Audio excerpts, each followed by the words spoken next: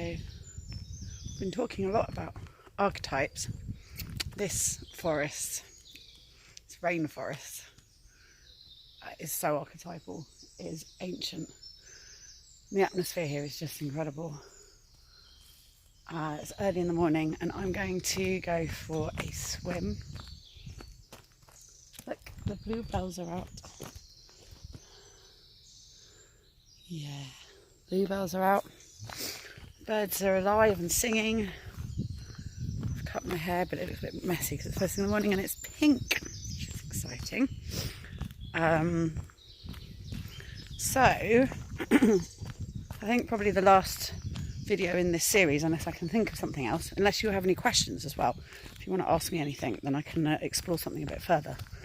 But I guess the last question, and this is what I teach in the Witchfool You course, which I will run one again soon. So I'll do another video next week and I'll let you know when the video, when the course will start. I'll work out when astrologically will be the best time to do it. And I'll run a Witchfool You course where I support you to find out what your archetype is. But it's something you can begin to think about. What, like, you know, in terms of things having atmospheres, like the atmosphere of Easter and the atmosphere of Christmas and the atmosphere of spring, the atmosphere of a forest, you also have an atmosphere, and another word for atmosphere is archetype. You have an archetype and an atmosphere that you give off. I give off a very jolly atmosphere, very jovial, down to earth, grounded, working class, sexy atmosphere. And that lineage is the lineage of the strumpet. And the strumpet is the working class priestess version of Aphrodite, Venus, Ishtar, Inanna. I'm part of that lineage. And when you learn, or when you think about what your atmosphere is, it's kind of, you know, a bit like typecasting. That's the kind of outer world version of it. Let's just take a moment to just appreciate this.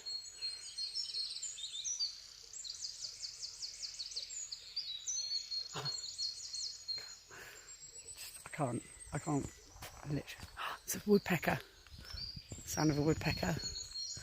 I can't get enough of this place. Look at the bluebells, look at the bluebells, yay! They're poisonous, so don't eat bluebells. But you can kiss them. Probably, hopefully. Maybe we shouldn't encourage that. Don't kiss bluebells. Oh, we're going to walk past a woodpecker. Yeah, so there is a, like typecasting is the outer world kind of version of the same thing. The inner world is the archetype, your atmosphere, the energy you give off. And it's really good to learn it. It might not be nice. You don't get to choose your archetype, you know. I know someone, for example, who's made a lot of money out of being a really unpleasant, creepy, like kind of paedophile type villain in films. And he is now a Hollywood star. He's a massive Hollywood star. You've seen films that he's been in, I would expect. But that's because he owns the atmosphere that he gives off, you know. No, it's not what one would hope for. It's not what one would be like, oh, I'm going to be Prince Charming or whatever. No, he's the paedophile, he's the creep, he's the slime bag.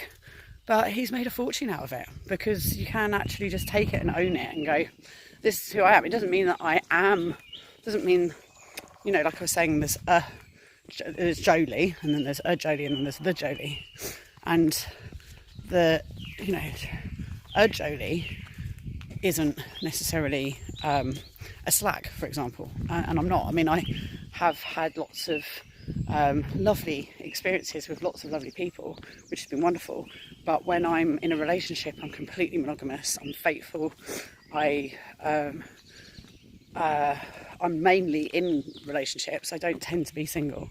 So it's not like I really fit the, you know, strumpet character in the sense that I'm always available and always having sex with different people. That's not actually what I do. So doesn't mean that that's not still, you know, I'm still, so the Jolie is Venus. It's the archetype of the goddess of love, of sex. But a Jolie is doing relationships, being monogamous, you know, is doing things her way. So my friend, we'll call him Ed, that's not his name. My friend Ed is, the archetype of Ed is the slime bag. But Ed on Earth is a really lovely guy who's an actor who's made loads of money out of the atmosphere of his slime bagness. So you're not, you know, it doesn't, and what's useful about getting to know what your archetype is that it stops ruling you. When you don't know what it is, you're a puppet of it. It's basically your puppet master. But once you work out what your strings are attached to, and that actually that's a higher version of you, it's your higher self, then actually you start becoming a priest, a priestess, a servant of your archetype on Earth. You know, you're a representative on Earth of that archetype, and that is brilliant. I love it. I feel very much like I'm here being of service to Venus and Aphrodite and the whole lineage.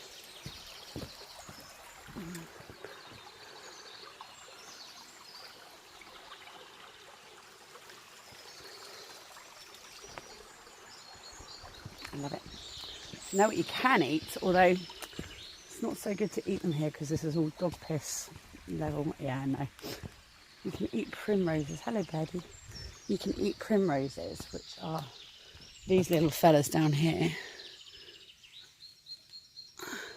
But yeah, they're definitely in dog piss territory along this route. It's very much a dog walking route, so I'm not going to eat them. But they taste lovely. They taste of flowers, and they're beautiful. And then these little guys, these are three-cornered leeks. So all of this tastes of onions. So on my way back, I'm going to pick a load of them. And I'm going, because we don't get wild garlic on the island because we've got so much three-cornered leek, or onion grass, I call it. That's just because I learnt about it in Australia and that's what they called it there. But it tastes of onions, basically. And yeah, we've got so much of that we don't get wild garlic. But also you can eat these little fellas. These are called navel worts. They're amazing. So and cleavers. So these are really good for this time of year. You know, your sticky goosegrass. They're really good for this time of year for clearing out your digestive tract, urinary tract, your urinary system. Everything's like trying to help you cleanse after the winter at the moment. So good stuff. So on the way back, I'm going to grab all these ingredients and then go home and make a pesto, which goes really nice with fish. Really nice oniony spring green pesto. And these will be good to eat throughout May, and then everything starts getting a bit old and bitter. But yeah, very, very yummy. This whole forest is basically edible, except for the bluebells and daffodils. Don't ever eat them. So yeah, learning your archetype, being a priestess or a priest of your archetype on Earth, means also that you then get to own everything in your lineage. You know, all of the things that belong to Aphrodite and to Venus and to strumpets in general. So I feel like I have every right to move to an island and sleep with all the 20-year-olds and then fall desperately and head over hills in love with a 20-year-old, because, you know, that's what my lineage does. It's what my archetype does. And then, sorry, a bit jittery with that hand. I also feel that like chocolate belongs to me, and satins and silks and the deep reds and rah-rah skirts and Moulin Rouge and all of these things just feel like they are all part of my world. But like I say, I'm also not, you know, I'm a version on Earth doing my own thing, which is, you know, being loyal when I'm in love. And but then again, you know, the strumpet is fiercely loyal. You know, you think of Nancy with whatever his name is, that bastard in Oliver Twist. I can't remember his name. Bob, no, that's Christmas Carol. No, I can't think of his name. But yeah, the bastard, like, she's loyal to him even though he's a bastard. You know, I'm loyal to my partners, sometimes to my own detriment. but not at the moment. I'm so happy right now. It's really lovely. So yes, I will do a Witchfool EU course where we spend a lunar cycle using the moon as a guide, like the different energies of the moon, to explore what our archetypes are and to celebrate them.